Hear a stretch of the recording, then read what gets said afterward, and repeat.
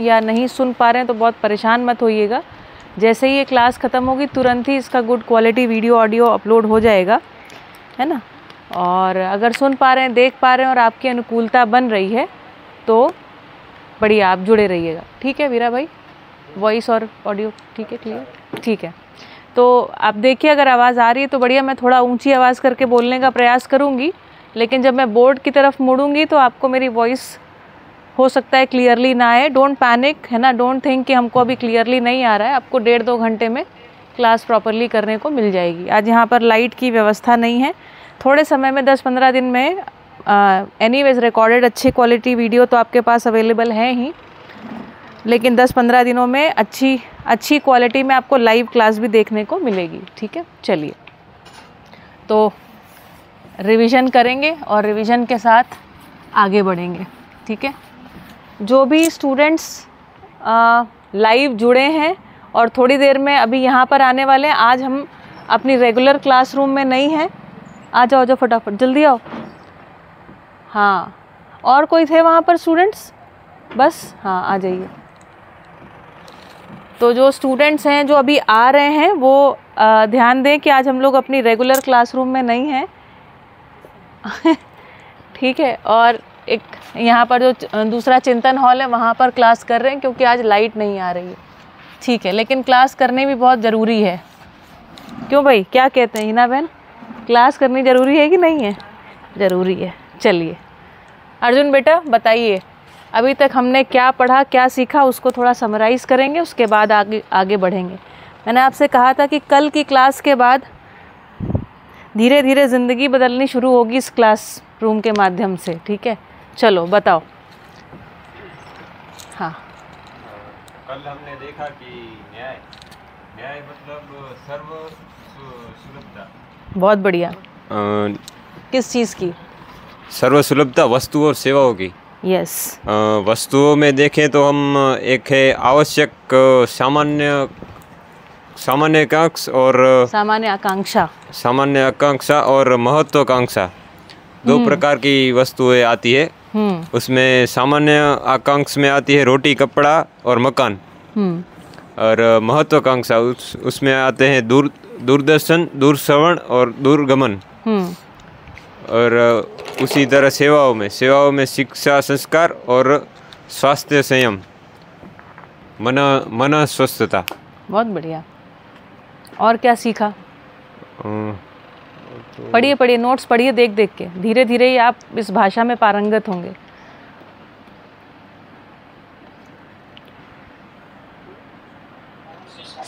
संस्कार। हाँ, कल हमने ये सीखा कि संस्कार का सही मतलब है सही, सटीक, यथार्थपूर्ण समझ।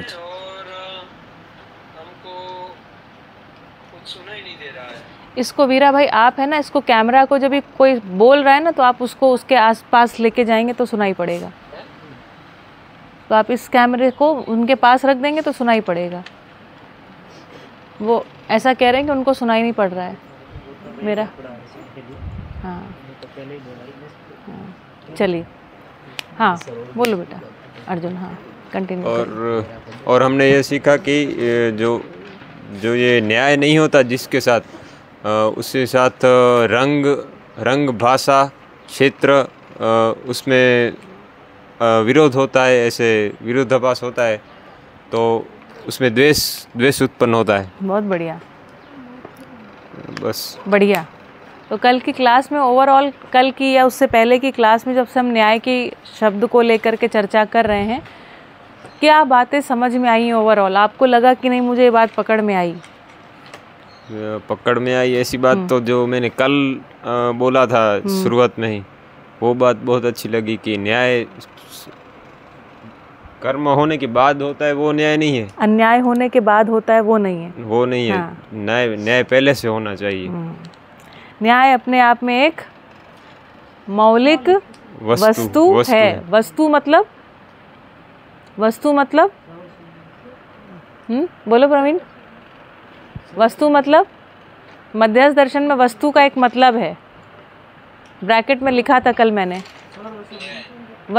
वस्तु मतलब वास्तविकता। वास्तविकता। अस्तित्व में जो है ना, कल मैंने आपको बताया था जब मानव इस धरती पर आया तो सर्व सुलभता के आधार पर वस्तुएं थी ही, है ना। तो इस तरीके से हम आगे बढ़े, कुछ हमने बातें करी उनको वापस लिखती हूँ। न्याय है, न्याय है, अस्तित्व में न्याय है। न्याय का मतलब क्या है? सर्व सुलभता। सर्व सुलभता किसकी?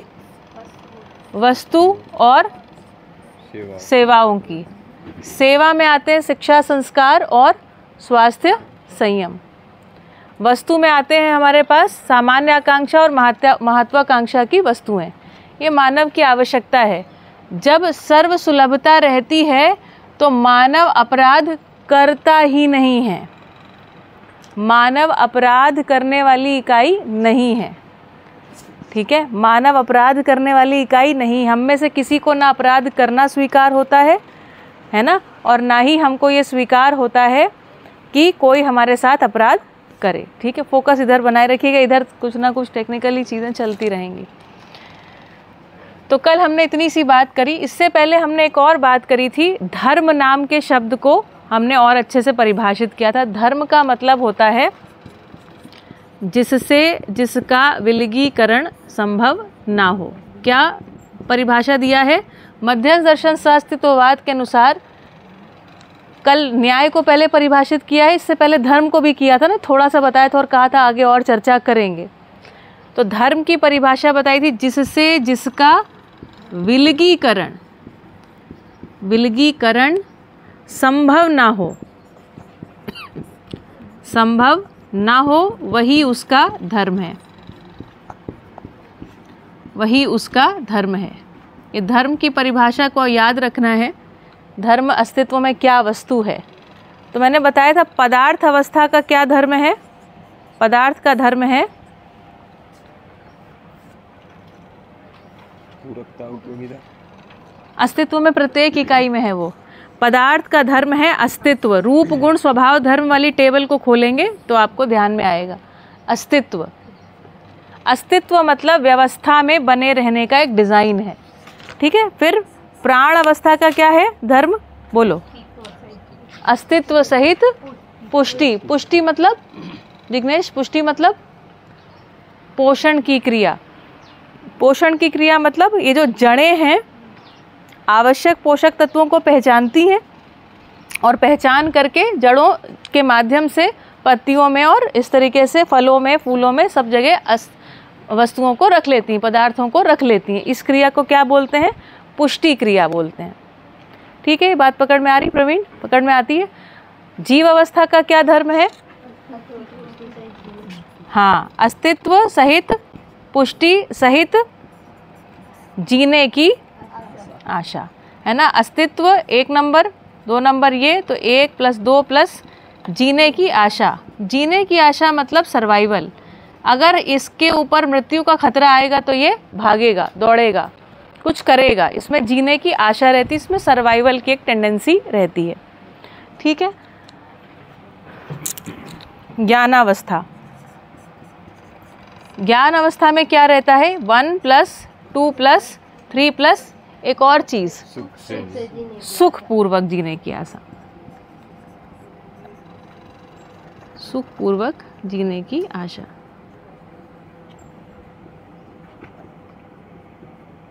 ठीक है। तो क्या आदमी को सुख पूर्वक जीने की आशा से अलग किया जा सकता है? आदमी को सुख से अलग किया जा सकता है? बताओ बाबू, क्या कहते हैं? आदमी को जैसे ही सुख से अलग करते हैं तो उसमें क्या टेंडेंसी रहती है? उसकी एक प्रवृत्ति दिखाई पड़ती है, मुझे सुख कहाँ मिलेगा, मैं उसकी तरफ हाथ पैर मारने लग जाऊं, उसकी तरफ चल पड़ूं, है ना। हम सुबह उठने से लेकर रात को सोने तक जितने भी क्रियाकलाप करते हैं सारे के सारे किस आशय से? इसको करने से हमको सुख मिलेगा। नहीं, हम पढ़ाई भी कर रहे हैं तो इसलिए कहते हैं कि भाई पढ़ेंगे लिखेंगे तो हमको थोड़ा और अच्छा हो जाएगा, कुछ सुख मिलेगा उससे, है ना। तो सुबह से लेकर के शाम तक हम कुछ भी काम कर रहे हैं, हमारे मम्मी पापा भले हमको डांटते हों कि रील्स मत देखो है ना, या कुछ भी बोलते हो, लेकिन हम जो भी काम कर रहे हैं वो मूलतः किस अपेक्षा में कर रहे हैं? सुख की अपेक्षा में कर रहे हैं। और उसी से जब सुख मिलना बंद हो जाता है एक समय के बाद, तो उसी काम को छोड़ भी देते हैं, है ना। ऐसा है कि नहीं है? बचपन में बहुत सारे ऐसे काम करते थे जिनसे सुख मिलता था। तो ये है धर्म बेटा, है ना। हमने बात करी थी न्याय की, धर्म की, और एक और बात करी है सत्य की। याद है आपको शिक्षा की मैंने परिभाषा बताई थी? शिक्षा क्या चीज़ है? शिक्षा अर्थात शिष्टतापूर्ण दृष्टि का उदय ही शिक्षा है। क्या है शिष्टतापूर्ण दृष्टि? प्रिय हित लाभ के स्थान पर न्याय, धर्म, सत्य की दृष्टि। न्याय दृष्टि का मतलब सबको सब कुछ सर्व सुलभ हो, इस आशय से, सभी अपने धर्म में बने रहें, इस आशय से। और सत्य क्या है आज हमको जानना है। ठीक, अभी तक क्या कहा गया है परंपरा में? अब मैं आगे के टॉपिक में आ रही हूँ। वापस हम न्याय को करेंगे, फिर से धर्म को करेंगे, फिर से सत्य को देखेंगे। हमको तो यही 3 काम करने हैं पूरे सत्र भर, है ना, पूरे साल भर। तो आज सत्य की थोड़ी सी बात करती हूँ। तो सत्य क्या है? अभी तक जब हम देखते हैं तो जिसको हम परंपरा कहते हैं, परंपरा में या आदर्शवाद में सत्य को क्या बताया? आदर्शवाद में कहा सत्य क्या है? अव्यक्त है, अनिर्वचनीय है। कहा कि नहीं कहा? सुना है आपने इस तरीके की बातें कि नहीं सुनी है? अभी तक नहीं सुनी? सुनी है, थोड़ी बहुत सुनी है। आपने सुनी है? आपने नहीं सुनी है? आपने सुनी है? आपने सुनी है? नहीं सुनी है। ये ऐसा कुछ सब नहीं सुना है। ठीक है, चलिए हम उधर उतना उसमें नहीं जाते हैं। समीक्षा वाला भाग धीरे धीरे आगे करवाऊंगी, ठीक है। आते हैं यहाँ पर कि सत्य क्या है। सत्य क्या है? चलो एक थोड़ी सी एक्सरसाइज करते हैं कि अभी तक आपने सत्य के बारे में क्या क्या सुना हुआ है। सत्य के बारे में आपने क्या क्या सुना? माइक दीजिए। सत्य को लेकर के क्या आपने कोई बातें सुनी हुई हैं इससे पहले कि सत्य ऐसा होता है, सत्य वैसा होता है?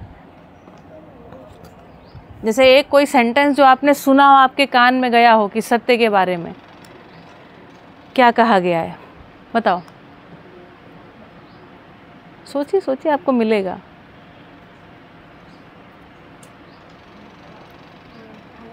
आपने सुना है सत्य को लेकर के कोई सेंटेंस जो लोग बोलते रहते हो? सुना है? दीजिए इनको माइक दीजिए,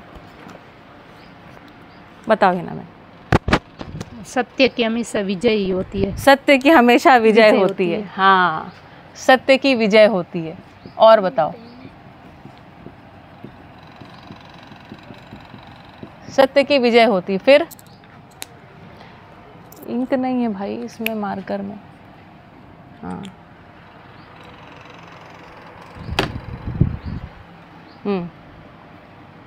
और बताइए सत्य को लेकर के और क्या सेंटेंस सुने? प्रवीण को दो माइक। बताओ प्रवीण।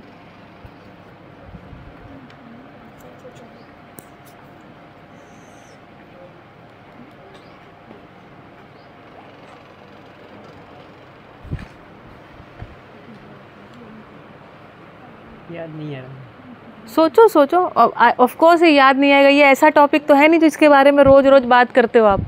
आज अभी एकदम से याद नहीं आएगा। मैं ये एक्सपेक्ट ही नहीं कर रही हूँ कि आपको एकदम से तुरंत चीज़ें आने लगेंगी। आपको सोचना पड़ेगा।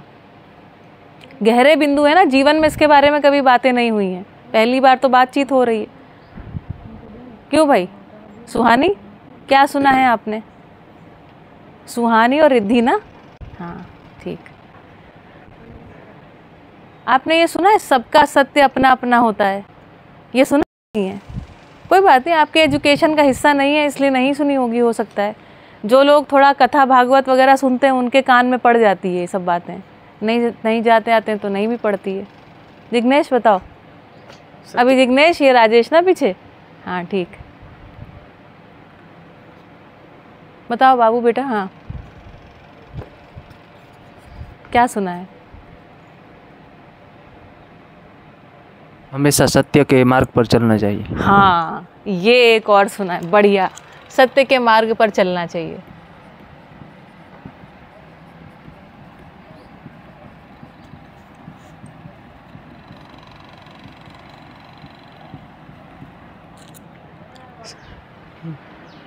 चलिए, हाँ बताओ। सत्य हमेशा कड़वा होता है। सत्य हमेशा कड़वा होता है। हाँ, ये बहुत बहुत धन्यवाद, ये बढ़िया बात आपने याद दिलाई। सत्य हमेशा कड़वा होता है।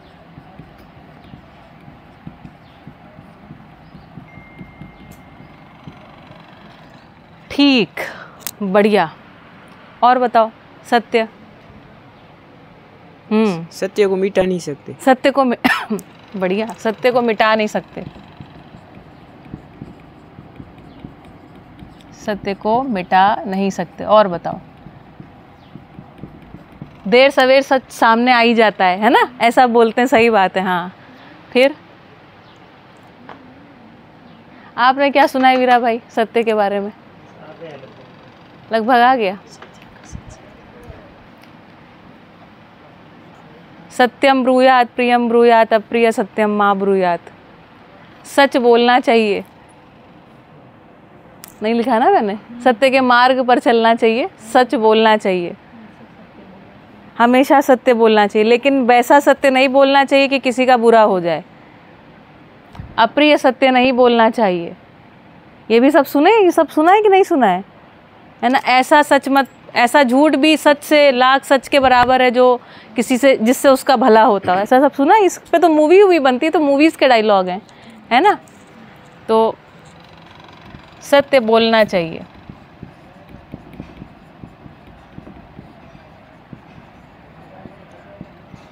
चलो, तो आपने सत्य के बारे में इतना कुछ सुन रखा है। मैं ये जानना चाहती हूँ, ये सब सुनने के बाद आपके हिसाब से सत्य क्या है? सत्य के मार्ग पर चलना चाहिए, सत्य की विजय होती है, सत्य कड़वा होता है, पर सत्य क्या है? सत्य क्या है क्या सत्य? कौन सा मार्ग सत्य का मार्ग है? बताइए ही ना बहन। जैसे हमने ये सब सुन लिया, तो इससे क्या पता लगा? जैसे देखिए ना कि सत्य की विजय होती है, तो ये हो गया सत्य के बारे में कोई बात होगी ना, सत्य की विजय होती है। सत्य के मार्ग पर चलना चाहिए, सत्य के बारे में कुछ हो गया, है ना? सत्य क्या है? लेकिन सत्य हमेशा कड़वा होता है। ये इसकी क्या है? क्वालिटी है ना। सत्य की क्वालिटी क्या है? कड़वा। सेब मीठा होता है, सत्य कड़वा होता है। ये तो क्वालिटी हो गई ना, लाक्षणिकता हो गई। मेरी बात पहुंच रही ना? समझ में आ रही मैं क्या बात कर रही हूँ? मेरा आर्ग्यूमेंट समझ में आ रहा है? क्या है, क्या तर्क दे रही हूँ मैं? समझ में आ रहा है? ठीक है। सत्य को मिटा नहीं सकते, सत्य बोलना चाहिए। सत्य बोलना चाहिए मतलब क्या बोलना चाहिए?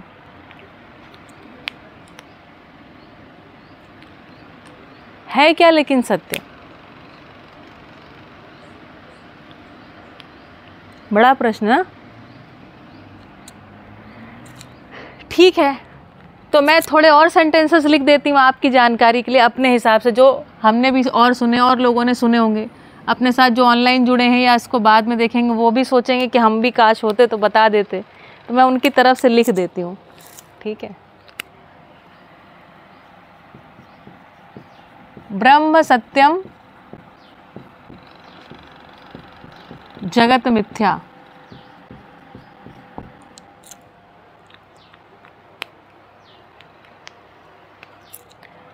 है ना? फिर उसके बाद अहम ब्रह्मास्मि। ब्रह्म के बारे में अगर पूछें तो क्या है? अहम ब्रह्मास्मि, ऐसा कोई सेंटेंस आ जाता है ना?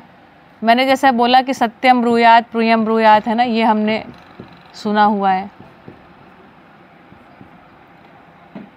सत्यम शिवम सुंदरम, ये सुना हुआ है।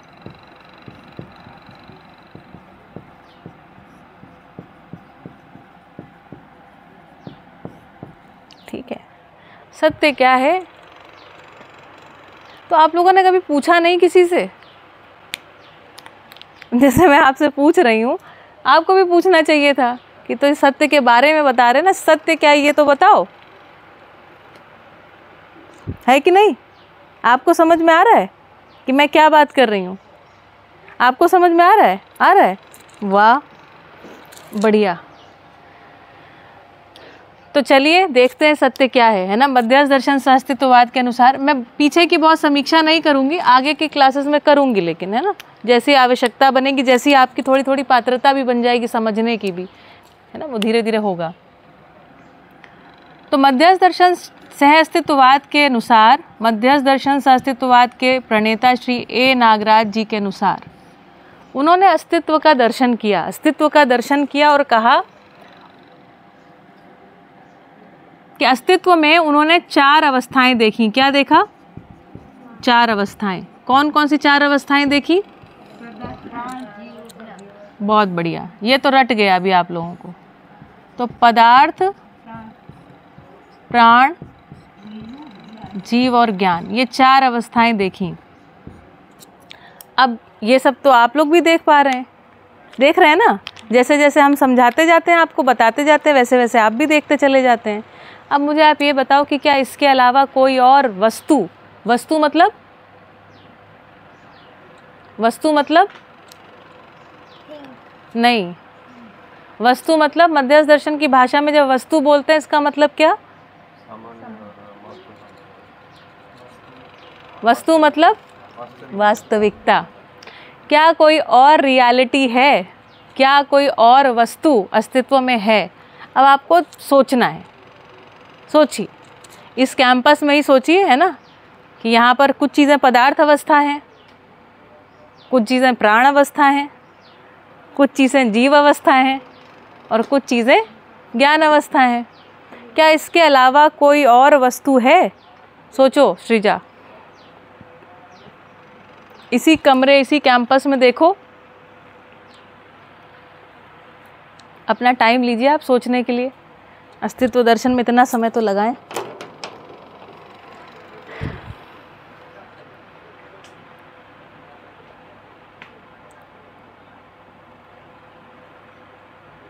और क्या क्या चीज़ें हैं इस कमरे में? क्या क्या चीज़ें हैं इस कैंपस में? क्या क्या चीज़ें हैं बताओ रिद्धि।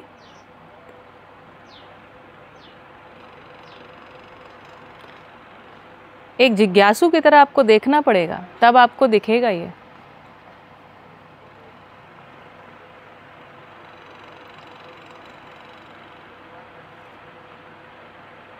सोचो, या ऐसे सोचो कि इन 4 अवस्थाओं के अलावा और क्या चीज़ आपको दिख रही है। जो कुछ भी आपको दिख रहा है, दिखना मतलब समझ में आना, दिखना बराबर समझ में आना, मतलब समझ में ही आता है ना, ऐसे समझ में आ रहा है, परसीव हो रहा है आपको, है ना। क्या और चीज़ आपको दिख रही है इन 4 अवस्थाओं के अलावा? सब कुछ देखो ध्यान से, और हर एक चीज़ को आप, जैसे वो गाय खड़ी है ना, वो गाय क्या है? पदार्थावस्था है कि प्राणावस्था है कि जीवावस्था की ज्ञानावस्था? ये पदार्थावस्था है। रूप भले इसका गाय का है, लेकिन यह है पदार्थावस्था। क्यों? क्योंकि इसमें पुष्टि की क्रिया नहीं हो रही है और इसमें जीने की आशा नहीं दिखाई पड़ रही है, और इसमें जिज्ञासा भी सुख के लिए भी भागती हुई नहीं दिखाई पड़ रही है। इसलिए बिल्कुल स्पष्ट है कि ये पदार्थावस्था है। बताओ भाई, 4 अवस्था के अलावा और क्या वस्तु दिख रही है? सोचो सोचो सोचो भाई। सबसे पहले इस कैंपस से ज्ञानावस्था को बाहर करो। मैं आपको एक वो बता रही हूँ कैसे आप सोचिए। ज्ञानावस्था पूरी की पूरी बाहर हो गई, फिर इस कैंपस से जीवावस्था को बाहर कर दो। कर रहे, अपनी कल्पना में करते जाइए। आदमी जो है, समझने के लिए उसकी पूंजी क्या है? उसकी कल्पनाशीलता। ठीक है, तो पहले हमने ज्ञानावस्था को बाहर किया, फिर हमने जीवावस्था को बाहर कर दिया इस कैंपस से। ठीक, फिर प्राणावस्था को बाहर करो, जितने पेड़ पौधे हैं सबको बाहर कर दो, और उसके बाद यहाँ से जो भी पदार्थावस्था की वस्तु है वो भी बाहर करो।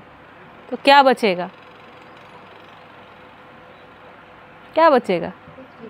कुछ भी नहीं। हाँ ठीक है, कुछ भी नहीं बचेगा। और बताओ क्या बचेगा? हवा, प्रकाश। तो प्रकाश को भी बाहर किया जाए। ठीक है, और हवा को भी बाहर किया जाए, ये तो आपको पता है ना, हवा को बाहर किया जा सकता है। तो फिर क्या बचता है प्रवीण? अगर हवा को बाहर कर देंगे तो कुछ बचेगा कि नहीं बचेगा? कुछ भी नहीं बचेगा। वो जो कुछ भी नहीं बचा है उसका कुछ नाम है?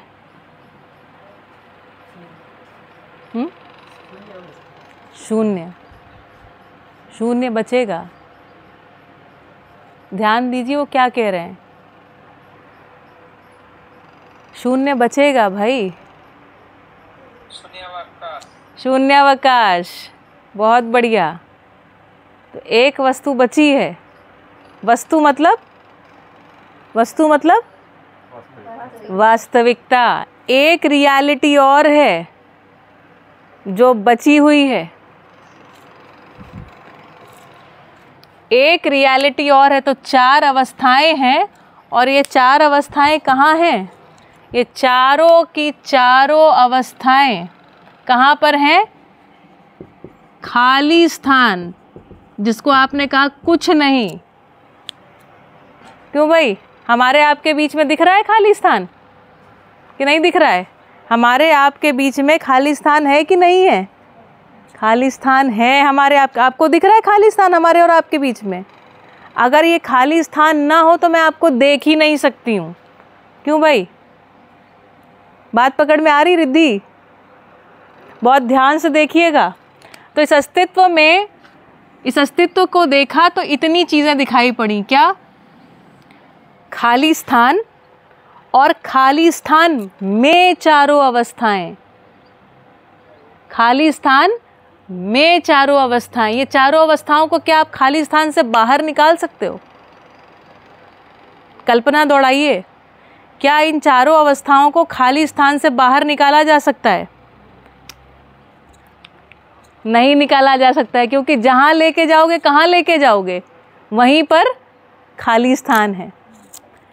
तो ये जो खाली स्थान है इसको एक नाम और दे देते हैं, स्पेस। अंग्रेजी में आपने नाम सुना होगा स्पेस, खाली स्थान।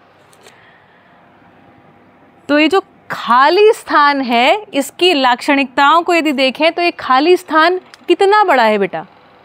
रिद्धि, खाली स्थान कितना बड़ा है? कहाँ पर जाके खत्म होता है? अनंत है। ये खाली स्थान कहाँ खत्म होता है? अपनी कल्पनाशीलता को दौड़ाइए, है ना। अपनी कल्पनाशीलता में खाली स्थान को देखते जाइए और देखिए कहाँ खत्म हो रहा है। जहाँ आप सोचोगे यहाँ खत्म हो रहा है, उसी के आगे आपको खाली स्थान दिखाई पड़ेगा। दिखता है कि नहीं दिखता है आपको अपनी कल्पनाशीलता में? तो ये खाली स्थान क्या है?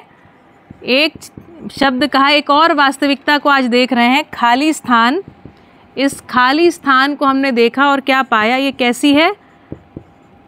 व्यापक है, व्यापक। ये खाली स्थान कैसा है? अनंत है, अनंत है। पकड़ में आया? अनंत, इसका कोई अंत नहीं है। खाली स्थान क्या है? व्यापक है। खाली स्थान अनंत है। और खाली स्थान की अगर हम खूबी देखें तो ये कण कण के बीच में भी है और कण कण के बाहर भी है। मतलब समझ में आया? ये जो प्रत्येक वस्तु है, ये वस्तु सभी परमाणुओं से मिलकर के बनी है। परमाणु अंशों के बीच में भी क्या है? सर्वाधिक भाग खाली स्थान, खाली स्थान है। तो ये खाली स्थान है ना, कण कण के भीतर भी, कण कण के बाहर भी।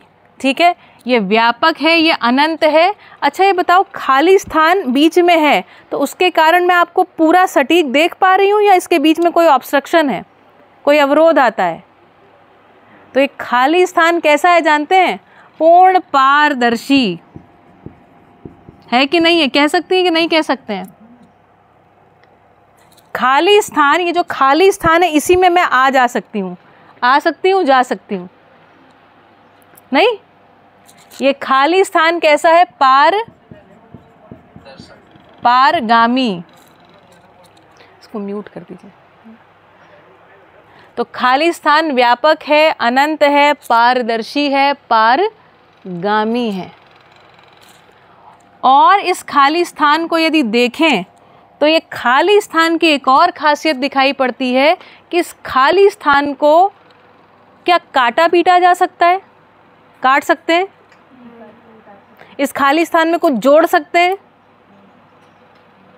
जोड़ सकते हैं खाली स्थान में? खाली स्थान क्या, मैं सीधा सेंटेंस बोलती हूँ, खाली स्थान जो है वो कम और ज़्यादा से मुक्त है। ना ये कम हो सकता है ना ये ज़्यादा हो सकता है।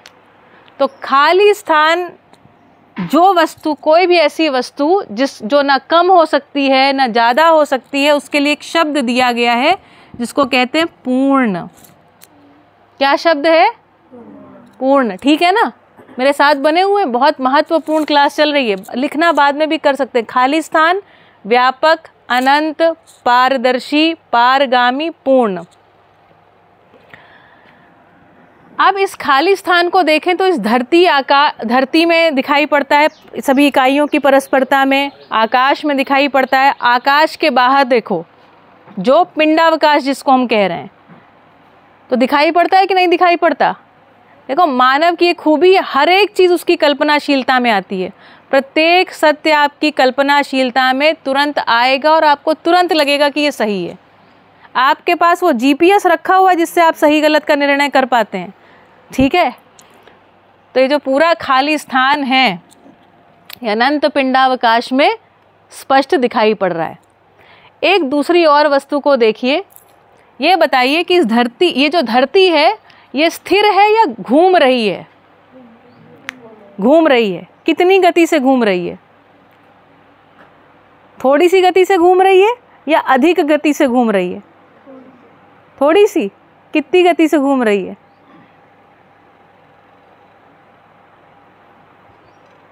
बताओ भाई, प्रवीण को समझ में, कितनी गति से घूम रही धरती? नहीं पता? मेरे ख्याल से 3 लाख किलोमीटर प्रति घंटे के आसपास कुछ है नंबर। जिनका इंटरनेट ऑन हो, किसी का है फ़ोन में इंटरनेट चल रहा हो, जिनका ऑन हो जरा खोलिए, अभी इसको देखेंगे, है ना। देखिए, स्पीड ऑफ अर्थ रोटेशन। पृथ्वी अपनी अक्ष के परितः भी घूम रही है और सूर्य के चारों ओर भी चक्कर लगा रही है।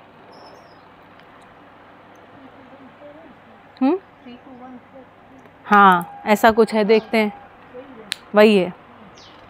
बताओ भाई जिग्नेश। 1677 किलोमीटर, इतने 1670 किलोमीटर प्रति। समझते हैं 1670 कितना होता है? 1 घंटे में, अब अपना यहाँ से ना लगभग 300-350 किलोमीटर दूर है अहमदाबाद, 350 किलोमीटर। ये इसका मतलब हुआ 1 घंटे में ये 1670 किलोमीटर, मतलब 700 दूनी 1400, 15 मिनट में अहमदाबाद। 15 मिनट से भी कम में 1700 के आसपास हो गया ना, ये तो 1400 से, तो मतलब लगभग 7-8 मिनट के आसपास आप अहमदाबाद पहुंचेंगे। इतनी गति है धरती की। अच्छा, ये तो हो गई बड़े पिंड की बात। दूसरी बात बताओ, आपको ये पता है, सभी लोग अभी क्लास में पढ़ के आए हैं 8th 9th में, आपको पता है जो सभी जो पदार्थ हैं, जैसे अपना ये यहाँ पर लकड़ी की एक वस्तु रखी हुई पदार्थ, ये किसी तत्व से बना हुआ है, या मिट्टी में सभी तत्व हैं सभी प्रकार के, ये पदार्थ से बने हुए हैं, है ना। और ये पदार्थ कैसे मिल करके बने हुए हैं? अंशों से मिल करके बने हुए हैं, परमाणु अंश हैं। ये बात आप सभी को पता है। तो ये परमाणु अंशों की स्पीड कितनी है? गूगल करिए, speed of electron.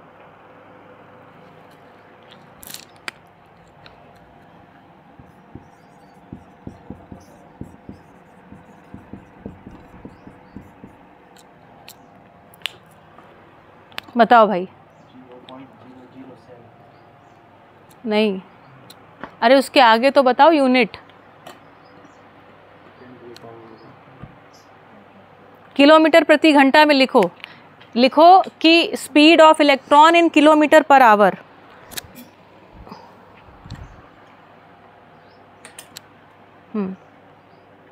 Speed of electron in kilometre per hour, बताओ।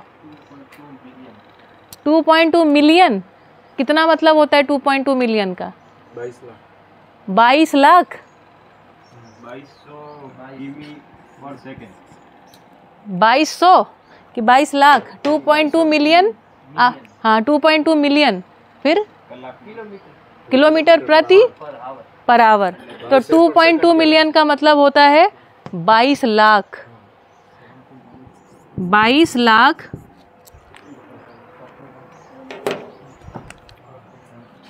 22 लाख किलोमीटर प्रति घंटा।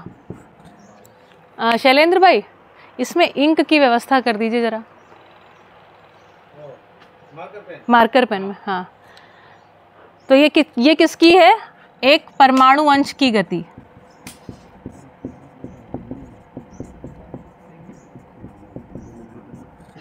ठीक है,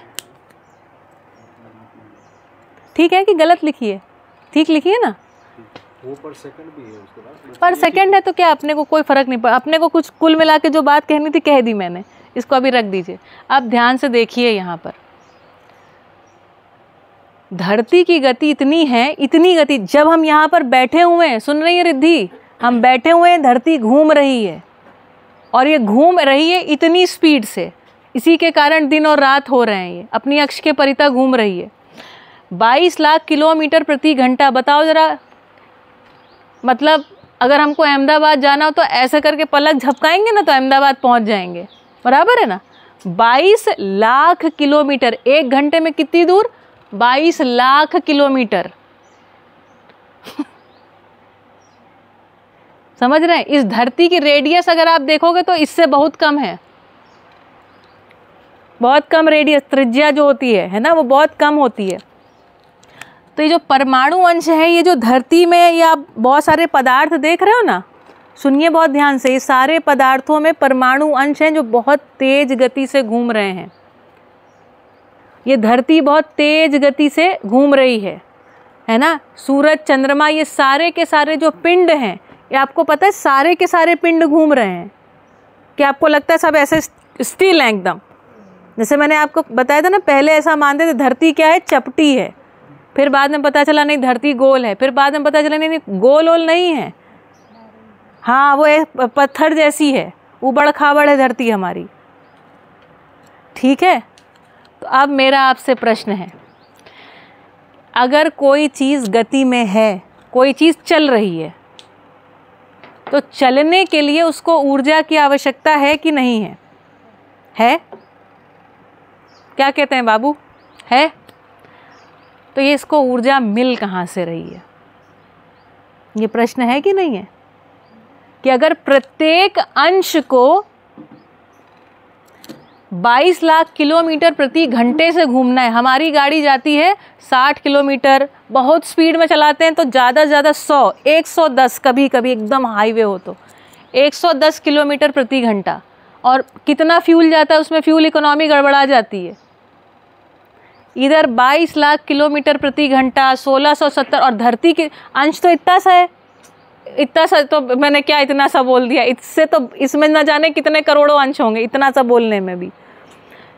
और धरती कितनी बड़ी है ना? तो परमाणु अंश भी घूम रहा है, परमाणु भी घूम रहा है, अणु भी घूम रहा है, यौगिक भी घूम रहे हैं, और घूमते फिरते पूरी धरती घूम रही है।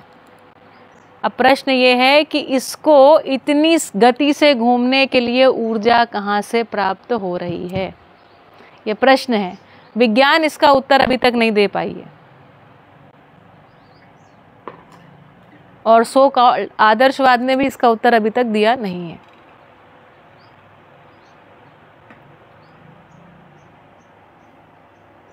ऊर्जा चाहिए होगी कि नहीं चाहिए होगी? सोचना है कि उत्तर दे दिया जाए।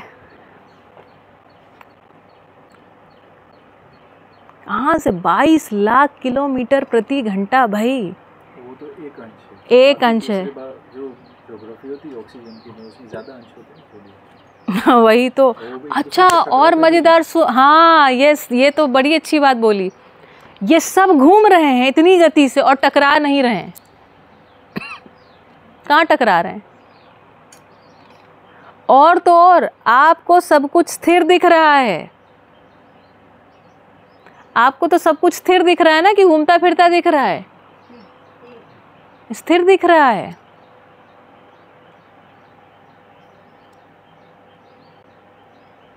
तो इतनी गति है, इतनी गति के बावजूद टकरा नहीं रहे हैं। बताओ भाई क्या कारण है? जब आप कहेंगे कि अब उत्तर जानना है, सत्य जानना है, तो सत्य बताया जाएगा। ताकि आप सोचिए, सोचना भी आवश्यक है। प्रवीण, आश्चर्य नहीं होता? आश्चर्य की बात है ये। और तो और अगर आपको 9th की थोड़ी साइंस याद हो, तो वैज्ञानिक हैं, वो पूछ रहे हैं प्रश्न, कहते हैं कि अगर प्लस माइनस है, उन्होंने जो कल्पना करी, उन्होंने प्लस माइनस की कल्पना करी और कह रहे हैं ये चक्कर लगाते लगाते एक समय नाभिक में गिर जाने चाहिए, पर नाभिक में गिर ही नहीं रहे हैं। परमाणु अंश नाभिक में नहीं गिर रहे हैं। तो जो आप साइंस पढ़ के आए ना, वैसे भी वो आउटडेटेड साइंस है, जिसको आप सोचते हैं वैज्ञानिक, वो भी कल्पना है। आपको पता है ना, हाइपोथेसिस बोलते हैं उसको, परिकल्पना। उन्होंने जाके देखा नहीं है कुछ भी, कल्पनाएं करी हैं।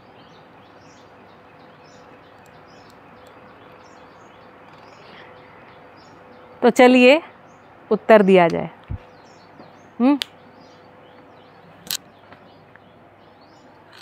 मध्यस्थ दर्शन सा अस्तित्ववाद, उसके प्रणेता श्री नागराज जी कह रहे हैं कि ये खाली स्थान खाली नहीं है।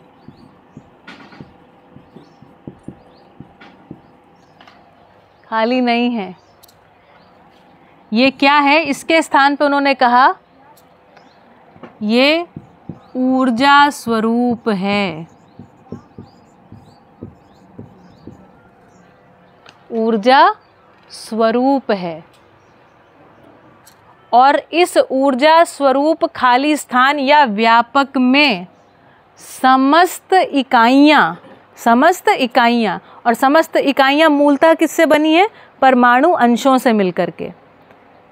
समस्त इकाइयां परमाणु अंशों से मिलकर के बनी। तो समस्त इकाइयों को आप बॉयल डाउन टू परमाणु अंश, ये सभी क्या इसमें संपृक्त हैं।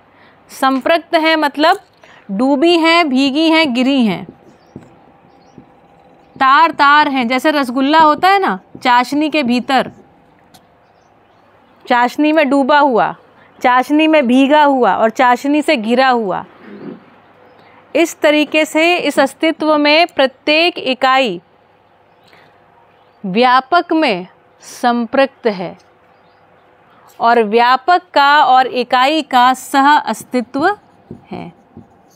व्यापक और इकाई का सह अस्तित्व है। व्यापक और इकाई का सह अस्तित्व है।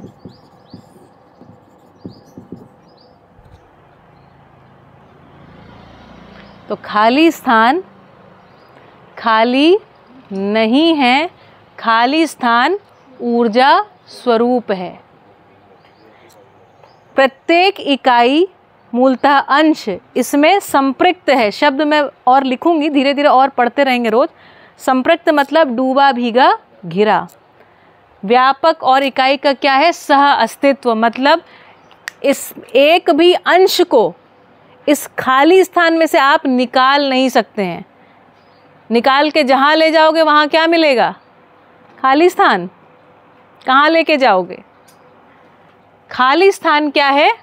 अनंत। अब खाली स्थान को खाली स्थान नहीं बोलेंगे, ऊर्जा स्वरूप या व्यापक वस्तु में इकाइयां संपृक्त हैं, इसको कह रहे हैं सह अस्तित्व। ठीक है। ये जो व्यापक है, अब इसके ऊपर थोड़ा आते हैं। तो ये जो व्यापक है ये क्या है? पूर्ण है, पारदर्शी है, पारगामी है। ये जो इकाइयां हैं, इकाइयों में जो अंश हैं, इससे भी अधिक सूक्ष्म है। प्रत्येक इकाई से अधिक सूक्ष्म है। तो इसीलिए है ना, जो सर्वाधिक सूक्ष्मतम एक इकाई है उसको कह रहे हैं, अगर उसको यदि आत्मा कहें तो आत्मा से भी सूक्ष्मतम इकाई है। तो जैसे अणु से जब सूक्ष्मतम हुआ छोटा तो नाम दिया परमाणु, वैसे ही यदि आत्मा से भी यदि सूक्ष्म हो गया तो क्या नाम दिया? परमात्मा।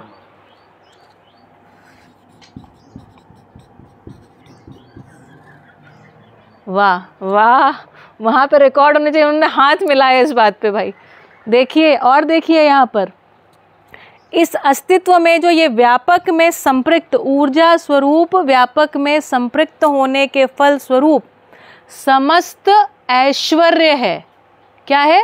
समस्त ऐश्वर्य, समस्त वैभव इसके कारण है। वैभव किस चीज़ का है? पदार्थ अवस्था, प्राण अवस्था, जीव अवस्था और ज्ञान अवस्था। तो समस्त ऐश्वर्य, इन चार अवस्थाओं को क्या कहा? ऐश्वर्य। तो जो ऐश्वर्य का आधार है उसे क्या कहा जाएगा? ईश्वर। तो इसीलिए इसका एक नाम ईश्वर है। इन बच्चों के चेहरे पे जरा फोकस किया जाए। 2 मिनट अब्जॉर्ब कीजिए। समस्त ऐश्वर्य का जो आधार है, इसीलिए इसकी एक संज्ञा ईश्वर है। सत्य वो वस्तु है जो कभी भी परिवर्तन जिसमें नहीं होता। सत्य में ना कुछ जोड़ सकते हैं ना घटा सकते, इसलिए एक संज्ञा पूर्ण है, पारदर्शी है, परमात्मा है, ईश्वर है, निरपेक्ष ऊर्जा है, व्यापक और इकाई का सह अस्तित्व है और है। व्यापक और इकाई को अलग अलग नहीं किया जा सकता है। ना व्यापक में से इकाई जन्मती है और ना ही इकाई में से व्यापक जन्मता है। यह आप कल्पना कर सकते हैं, यदि हम किसी भी इकाई को तोड़ते जाएं तो बहुत सूक्ष्मतम अंशों में वो टूटती चली जाएगी। लेकिन क्या कभी ऐसा कल्पना में आता है कि वो टूटते टूटते एकदम ख़त्म हो गई? ये कल्पना में नहीं आता है। अर्जुन साथ बने हुए ना, तो ये कल्पना में नहीं आता है। तो व्यापक और इकाई का सदा सदा सह अस्तित्व है। इसका एक और नाम है ब्रह्म, जो प्रत्येक सृजन का जो आधार है। इसीलिए इसका नाम ईश्वर भी है और इसका एक दूसरा नाम और है ब्रह्म। इसमें ना कुछ जोड़ सकते हैं ना घटा सकते हैं, इसी का नाम शुद्ध। जो सदा सदा एक सा सुखप्रद है उसका नाम है शुद्ध। सदा सदा एक सा भासमान है, सदा सदा एक सा भासमान है, बोधगम्य है, सबको समझ में आ सकता है। जैसा इनको समझ में आ सकता है वैसा ही आपको समझ में आ सकता है। इसीलिए इसका एक और नाम है बुद्ध, शुद्ध बुद्ध। सदा सदा एक सा भासमान, सदा सदा एक सा सुखप्रद। ये सब शब्दों को धीरे धीरे समझेंगे। आज नाम सुनिए, आज ईश्वर दर्शन करिए। तो श्री ए नागराज जी कहते हैं 4 अवस्थाएं प्लस व्यापक, इसको कहा सत्य। सत्य वो जो कभी नहीं बदलता है, कभी नहीं बदलता है। व्यापक सदा सदा और व्यापक में संपृक्त इकाइयां सदा सदा। व्यापक में इकाइयां सदा सदा संपृक्त हैं, इसको कह रहे हैं सह अस्तित्व। रिद्धि, मजा आया? ये सोचा था कि ईश्वर दर्शन होंगे इस कोर्स में आके? ये है सत्य, और इस सत्य के आधार पर पूरे अस्तित्व की व्याख्या की श्रद्धेय श्री ए नागराज जी ने, जिसको मैं इसके बाद आपको बताऊंगी। ठीक है, आप 2 मिनट लंबी गहरी सांस लीजिए, टेक योर टाइम। हम पॉज देंगे इस जगह पर। ठीक है, तो हमने देखा न्याय, धर्म और सत्य। व्यापक और इकाई का सह अस्तित्व है। व्यापक की ही संज्ञा पूर्व में बहुत सालों से इन सारे प्रश्नों के उत्तर ढूंढने का प्रयास हुआ है।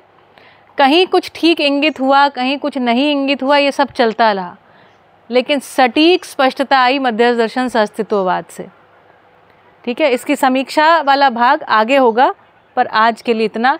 तो ब्रह्म, शुद्ध, बुद्ध, खाली स्थान, व्यापक, अनंत, पारदर्शी, पारगामी, पूर्ण, परमात्मा, ईश्वर, निरपेक्ष ऊर्जा, और ऐसे अभी जैसे शैलेंद्र भाई ने कहा ऐसे और सारे शब्द हैं, धीरे धीरे धीरे धीरे आपको स्पष्ट करते चले जाएंगे। ठीक है, इन बच्चों के चेहरे की रौनक देखने जैसी है, हैं?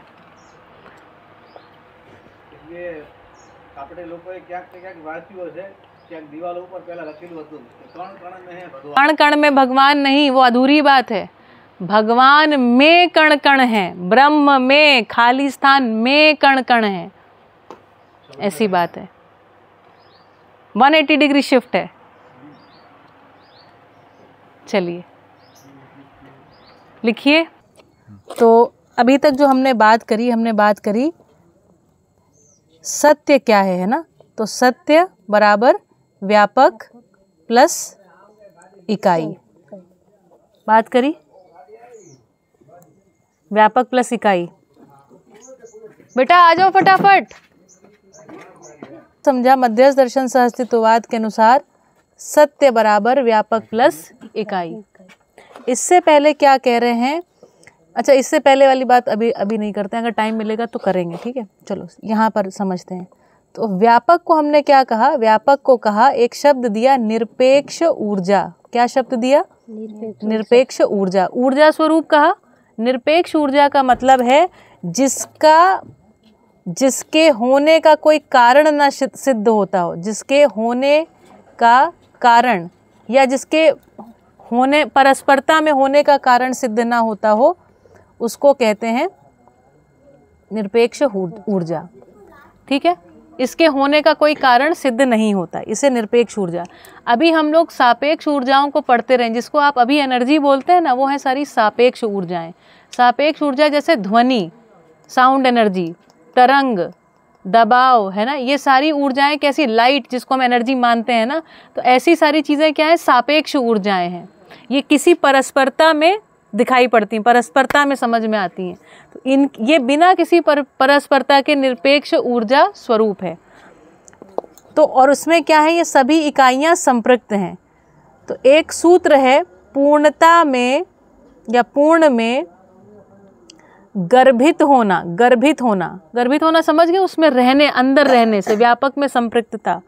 पूर्ण में गर्भित होने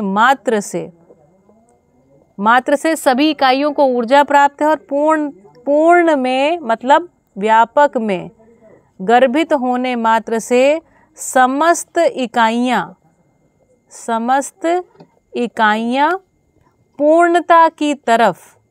पूर्णता की ओर या पूर्णता की तरफ गतित हैं।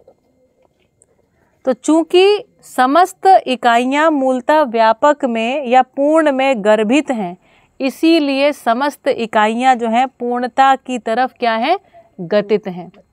इसी के कारण ये जो अंश हैं, अंशों में एक क्वालिटी दिखाई पड़ती है कि अंश अकेले नहीं रहता है। ये अंश क्या करते हैं? इसमें गठन की प्रवृत्ति है। क्या प्रवृत्ति है? गठन की प्रवृत्ति। तो अंश कभी भी अकेला नहीं रहेगा, कम से कम 2 अंश। और इस तरीके से क्या बन गया? हाइड्रोजन। फिर 3 गठित हुए, 4 गठित हुए, 5 गठित हुए। ऐसे गठित होते होते बहुत सारे अंश गठित होते होते अनेकों प्रकार के क्या दिखाई पड़े? अनेकों प्रकार के पदार्थ। तो परमाणु अंश चूंकि व्यापक में संपृक्त हैं, ऊर्जा में संपृक्त हैं, निरपेक्ष ऊर्जा में गर्भित हैं, इसके कारण से उसमें गठनशीलता की प्रवृत्ति दिखाई पड़ती है। फिर ये जो परमाणु अंश से परमाणु, और परमाणुओं में भी गठन की प्रवृत्ति दिखाई पड़ती है। परमाणु गठित होकर क्या बनते हैं? अणु। फिर अणु गठित होकर के क्या बनते हैं? यौगिक। जैसे हाइड्रोजन ऑक्सीजन मिल करके पानी का बनना, है ना, तो यौगिक बनते हैं। और इसी प्रकार से आगे क्या हुआ, बंद हो गया क्या? ओहो हो। तो परमाणु, अंशों से परमाणु, परमाणु से अणु, अणु से यौगिक, और इस प्रकार से रचनाएं बनते हुए एक समय के बाद अम्ल बने, क्षार बने, अम्ल क्षार के रिएक्शन से आगे अलग अलग और तत्व बने। इस तरीके से प्रोटीन और हार्मोन्स की रचना हुई। प्रोटीन हार्मोन्स की रचना से, प्रोटीन मतलब पुष्टि तत्व। जब हमारा शरीर बढ़ना होता है ना, मसल्स बनाने के लिए क्या चाहिए? प्रोटीन। उसी तत्व को बायो की भाषा में प्रोटीन कह रहे हैं या पुष्टि तत्व कह रहे हैं। पुष्टि तत्व का मतलब है आप पैदा तो इतने से होते हैं और होते होते हो जाते हैं 5.5 फुट 6 फुट के। इसका मतलब है कि इस तरीके के जो हम खाते पीते हैं ना, जो अणु है वो आपस में बड़ी बड़ी रचनाएं बनती चली जाती हैं। आपका ही छोटा सा इतना सा हाथ बच्चे का होता है और आपका हाथ बड़ा हो जाता है कि नहीं, सेम स्ट्रक्चर में। तो ये पुष्टि की क्रिया होती है इसमें। समझ में आया?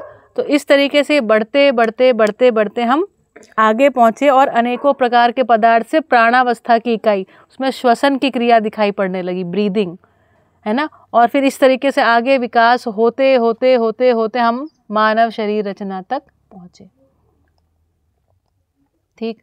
और इसीलिए हम सभी में पूर्णता की प्यास है। अब ये पूर्ण होने वाला तत्व कौन है, क्या है, इसकी चर्चा हमारी होगी अगले सत्र में। ठीक है। लेकिन आज जितनी बात आपसे कही है उसको एक बारी मैं वापस रिपीट करती हूँ। खाली स्थान खाली नहीं है, ऊर्जा स्वरूप है।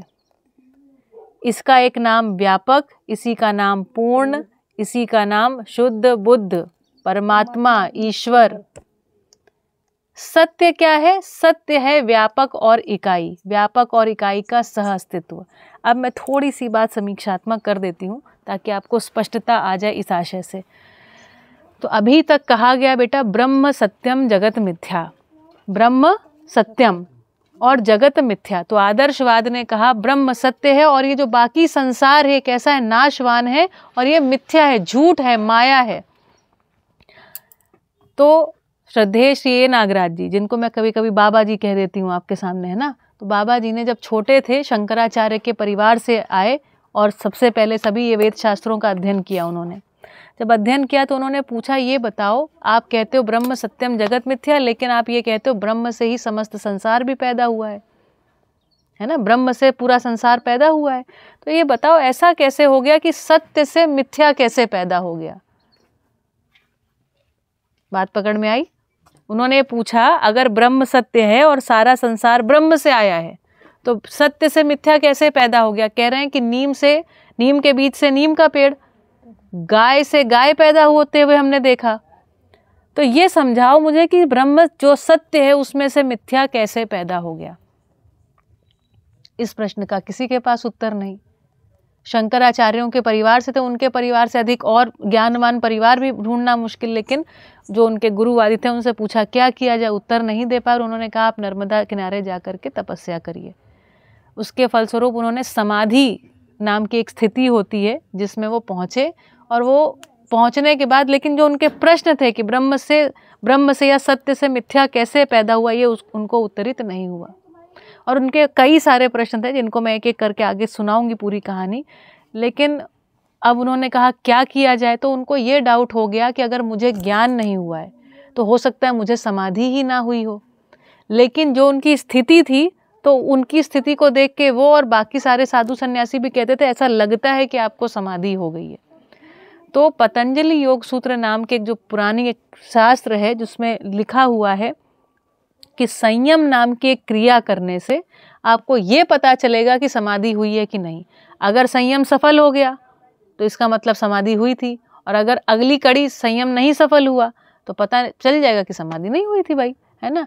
तो इस तरीके से उन्होंने संयम नाम की एक क्रिया करी।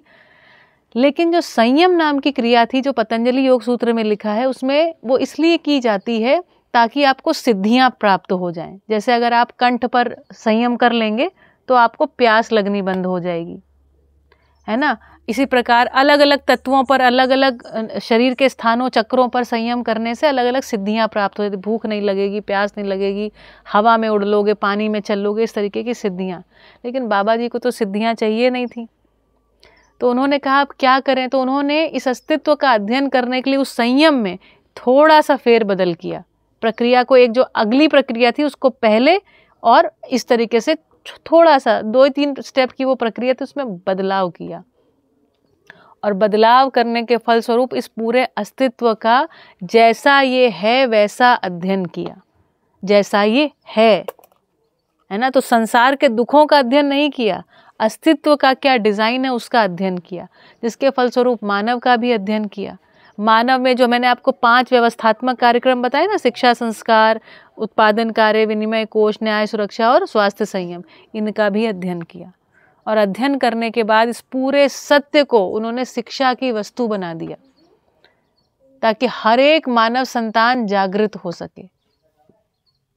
और उन्होंने कहा जो सत्य है, ब्रह्म सत्यम जगत मिथ्या, इसको उन्होंने कहा ये ठीक नहीं है। ब्रह्म सत्यम जगत शाश्वत, क्योंकि ये जगत किससे मिलकर के बना है? परमाणु अंशों से मिलकर के, और ये अंश कहीं पर भी विलय नहीं होते हैं। तो ब्रह्म सत्यम जगत शाश्वत, ये उद्घोष हुआ। हम इतने दुख से पीड़ित हैं इस संसार में, क्योंकि हमने अर्थतंत्र को, जो हमारा पर्यावरण है, इसको इतना खराब कर रखा है कि हमें समझ में नहीं आ रहा इसका उपाय क्या होगा, कैसे जिया जाए, है ना। अन्यथा ये धरती जब मानव को प्राप्त हुई थी तो स्वर्ग ही मिली थी। केवल आदमी का देवता होना शेष है, या जागृत होना शेष है। जिस क्षण आदमी जागृत होता है तो निरंतर सुख को प्राप्त करता है। उसके आशय से पूरा शिक्षा के कंटेंट को उन्होंने बताया कि बच्चों को क्या पढ़ाना चाहिए, और इस तरीके से उन्होंने 3 योजनाएं दी। 3 योजना में सबसे पहली है जीवन विद्या योजना, जो जिस तरीके से मैं अभी आपको पढ़ा रही हूँ ना, आप इंटरनेट पे सर्च करेंगे जीवन विद्या परिचय शिविर, आपके मम्मी पापा को भी आप ये सारी बातें पढ़ा सकते हो, समझा सकते हो।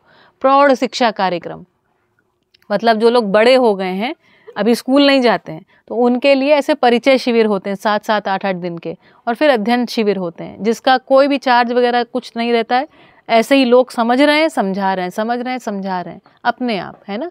तो मेरे भी आप जीवन विद्या परिचय शिविर इंटरनेट पे सर्च करोगे ना तो आपको मिल जाएंगे। शालिनी जनक यूट्यूब चैनल पे आपको मिलेंगे, है ना। और वैसे भी आपको बहुत सारे लोगों के मिलेंगे शिविर जो इस बात को समझें, समझाने का काम कर रहे हैं।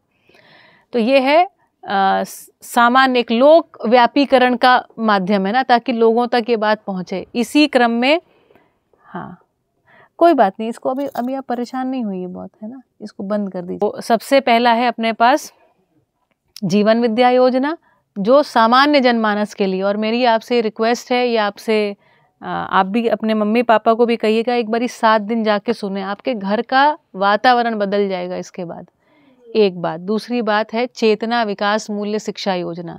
तो मैं जीवन विद्या योजना के तहत भी काम कर रही हूँ, और चेतना विकास मूल्य शिक्षा योजना के तहत आपके साथ पहली बार, जनक सर बच्चों के साथ काम करते हैं, मैं थोड़ा कम करती हूँ, पर पहली बार हमने इस पूरे कोर्स को यूनिवर्सिटी के लेवल पे लेकर के गए हैं, और सहयोग रहा है मनोज भाई का और बाकी लोगों का। इसके कारण से यूनिवर्सिटी में अप्रूव हो करके पहली बार, मतलब ये अपने आप में ऐतिहासिक काम हो रहा है ना, कि हम एक ऐसा अर्थशास्त्र, एक ऐसा मानवीय शिक्षा को आप लोगों को देने में सफल होंगे। ऐसा मुझे लगता है कि हम सफल हो भी जाएंगे, है ना। तो ये है चेतना विकास मूल्य शिक्षा योजना। किस चीज़ की शिक्षा? मूल्यों की। मूल्य क्या है? मानव की मौलिकता, विश्वास, प्रेम, सम्मान, स्नेह पूर्वक जिए कैसे। अभी हमारा जीने का तरीका जो है ना, उससे हमको तृप्ति नहीं है, लेकिन हम कॉपी करके बस चले जा रहे हैं किसी तरीके से। हम अपने में कैसे बदलाव करें? बदलाव करते समय हमारा हाथ कौन पकड़े, हमारा गुरु कैसा हो, हमको कुछ भी नहीं पता, है ना। बल्कि गुरुओं से तो और पीड़ा हो गई है, हमको शिक्षा से पीड़ा हो गई है ना। ऐसी स्थिति में हम खड़े, पूरी मानव जाति खड़ी, आप और हम नहीं खड़े हैं, पूरी मानव जाति में यह हालत है, दुर्गति है। तीसरी एक और योजना है परिवार मूलक स्वराज्य व्यवस्था योजना। इस चेतना विकास मूल्य शिक्षा योजना के फलस्वरूप, जैसे मान लो हम आप सब समझदार हो गए, तो क्या ऐसे ही जिएंगे जैसे अभी जी रहे हैं? तो क्या कोयले का दोहन करके जिएंगे?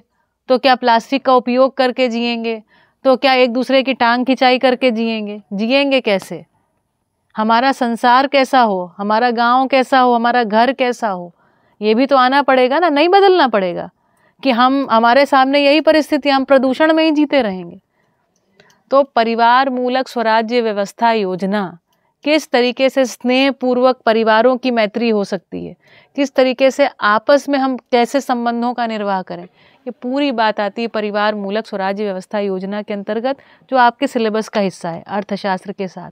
तो अर्थशास्त्र मतलब शिक्षा का मतलब आप में वैचारिक समाधान। अब लेकिन वैचारिक समाधान हो गया, खाने के लिए भी तो कुछ चाहिए, तो समाधान के साथ समृद्धि, परिवार में मिलजुल करके समृद्धि का कार्यक्रम, परिवारों की परस्परता में मिलजुल करके समृद्धि का कार्यक्रम। तो समाधान समृद्धि, और इस तरीके से जब समाधान समृद्धि पूर्वक जिएंगे तो कैसा जिएंगे? अभय में जिएंगे, अभय में, भय में नहीं जिएंगे। अभी तो हम भय में जी रहे हैं, आजीविका का भय है ना, कल को हमारा स्वास्थ्य खराब हो गया तो उसका भय, हम अपने बच्चों को कैसे पढ़ाएंगे उसका भय, कहाँ से हमारा विवाह होगा उसका भय, न जाने कितने प्रकार के भयों में हम जी रहे हैं। और मूलतः ये सारा भय क्या है? मानव में जो अमानवीयता बैठी हुई है ना, ये मूलतः उसी चीज़ का भय है। तो समाधान, समृद्धि और मिलजुल करके परिवारों में अभय, और इस तरीके से सहअस्तित्व, जो सहअस्तित्व व्यापक और इकाई में है ना, वही सहअस्तित्व को प्रमाणित करने का काम है परिवार मूलक स्वराज्य व्यवस्था योजना। तो इसको कह रहे हैं ऐसी धरती होगी स्वर्ग और ऐसे मनुष्य होंगे देवता। नित्य जो धर्म है वो सफल होगा। धर्म सफल मतलब चारों अवस्थाएं, पहला अवस्था धर्म अस्तित्व, पदार्थावस्था सदा सदा बनी रहेगी, प्राणावस्था सदा सदा अस्तित्व सहित पुष्टि होती रहेगी उसमें, जीवावस्था में जीने की आशा फले फूलेगी, और मानव निरंतर सुखपूर्वक धरती पर रह सकता है। तो इस तरीके से न्यायपूर्वक, धर्मपूर्वक, सत्यपूर्वक जिया जा सकता है। इसका प्रस्ताव है मध्यस्थ दर्शन सहअस्तित्ववाद। ये है सत्य। इस सत्य को इस धरती पर उतारा जाए कि ना उतारा जाए? उतारा जाए। इसके धारक वाहक हैं हम लोग। ठीक, बढ़िया। तो आज के सत्र को यहाँ पर रोका जाए, है ना। बाकी बच्चों से हम अलग से बात करेंगे, और इसके आगे का जो सत्र रहेगा उसमें हम बात करेंगे चैतन्य जो हम हैं वो क्या है, चैतन्य, है ना। तो न्याय धर्म सत्य के ऊपर अब बस प्रतिदिन चर्चा इसी बिंदुओं पर चलेगी, और जीने का सही तरीका क्या हो, है ना, इसको लेकर के बातचीत होती रहेगी। चलिए, तो सभी को नमस्ते, धन्यवाद।